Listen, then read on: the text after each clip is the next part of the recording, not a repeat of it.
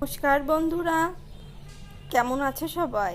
আশা করি সবাই ভালো আছো আর আমরাও ভালো আছি। তোমাদের সাথে চলে আসলাম নতুন আরেকটি রেসিপি শেয়ার করার জন্য। আজকের রেসিপিটা হচ্ছে পাতলা খিচুড়ি বা নরম খিচুড়ি।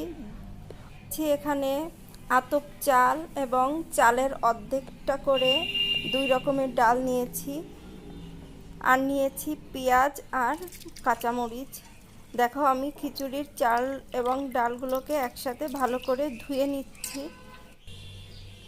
এখন আমার ধুয়ে নেওয়া শেষ। আমি খিচুড়ির চাল ডালগুলোর সাথে সব রকমের মশলা এবং কেটে রাখা পেঁয়াজ কাঁচামরিচ একসাথে মাখিয়ে আমি খিচুড়িটা রান্না করব আজকে।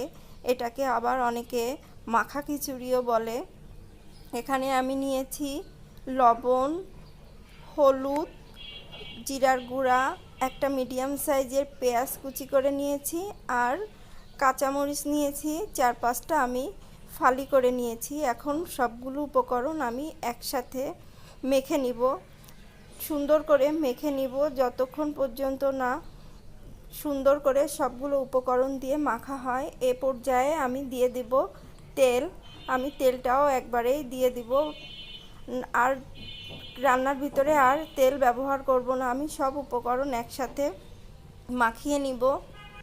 সব কয়টা উপকরণ আমি সুন্দর করে হাত দিয়ে মাখিয়ে নিব। এই মাখানোটা যত ভালো হবে তত খিচুড়ির টেস্টটাও বেশি হবে। এজন্য এই মাখানোটা একটু সময় নিয়ে আস্তে আস্তে মাখাতে হবে, যাতে সবগুলো উপকরণ সুন্দর করে একসাথে মিশে যায়। এবং মাখানো শেষ হলে কিছুক্ষণ রেস্টে রেখে দিলে খিচুড়িটা আরও বেটার হবে।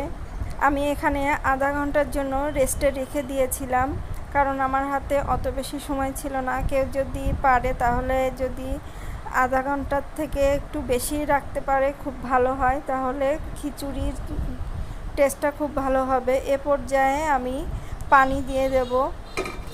আমি এখানে পানিটা আগে মেপে রেখেছিলাম।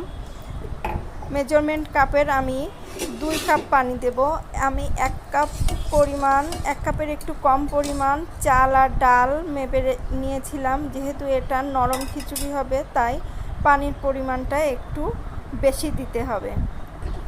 এজন্য আমি 2 কাপ পরিমাণ পানি দিয়ে দিলাম। এখনও আমি গ্যাসের ফ্লেমটাও অন করিনি। এখন আমি গ্যাসের ফ্লেমটা অন করব এবং খিচুড়িটা রান্নার জন্য বসিয়ে দেব। আমি ভালোভাবে পানি দেওয়ার পর নেড়ে চেড়ে সবগুলো উপকরণ মিশিয়ে নিলাম। আমার মেশানো শেষ। এখন আমি রান্নায় চলে যাব। এই যে আমি গ্যাসের ফ্লেমটা অন করে দিয়ে মিডিয়াম লেভেলে রেখেছি। একবারে হাই করা যাবে না, মিডিয়াম লেভেলে রাখলেই খিচুড়িটা আস্তে আস্তে হয়ে যাবে। আমার খিচুড়িটা দেখো 80% হয়ে গিয়েছে। আমি 80% হয়ে গিয়েছে খিচুড়িটা। এ পর্যায়ে আমি কিছু উপকরণ অ্যাড করব। এখনও খিচুড়িটা একটু পাতলা আছে, আর একটু ঘন করব, কারণ এত বেশি পাতলা থাকলেও খিচুড়িটা খেতে ভালো লাগবে না, টেস্ট হবে না। এজন্য আমি খিচুড়িটা আর একটু পরিমাণে ঘন করব।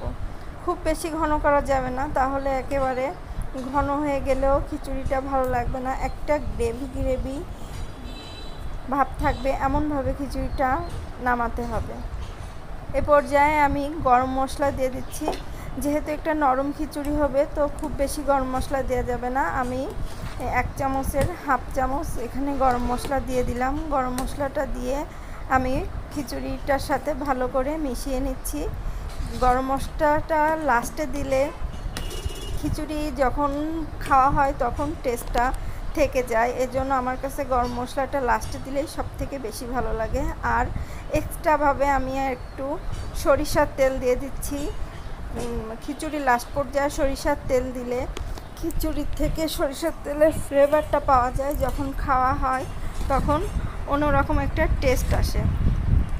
অনেকে সরিষার তেলটা পছন্দ করে না, তারা এটা স্কিপ করে যেতে পারে, কিন্তু আমাদের ফ্যামিলিতে সবাই পছন্দ করে। এভাবে রান্না শেষে যদি একটু সরিষার তেল দেওয়া হয়, তো সেই খাবারের টেস্ট অনেক বেড়ে যায়। সেজন্য আমি একটু সরিষার তেল দিয়ে নিলাম এখানে। আমি এখন গ্যাসের ফ্লেমটা অফ করে দিয়েছি। আমি আর খিচুড়িটা ঘন করব না, এভাবেই আমি রাখবো। এখন আমি পরিবেশন করছি। দেখো, এরকম নরম খিচুড়ির সাথে এক ফালি লেবু যদি হয় আর সাথে পাঁপড়, তাহলে তো একদম জমে ক্ষীর। সকালে এমন একটা রেসিপি সবাইয়ের জন্যই খুবই হেলদি এবং ছোট থেকে বড় সবাই এটা খেতে পারবে এবং খুবই হেলদি খাবার এটা। সবাই বানিয়ে খেও এবং কেমন হয়েছে আমাকে জানিও। তো আজকের ভিডিওটা আর বড় করছি না আমি। আজকের ভিডিওটা এ পর্যন্তই রাখছি।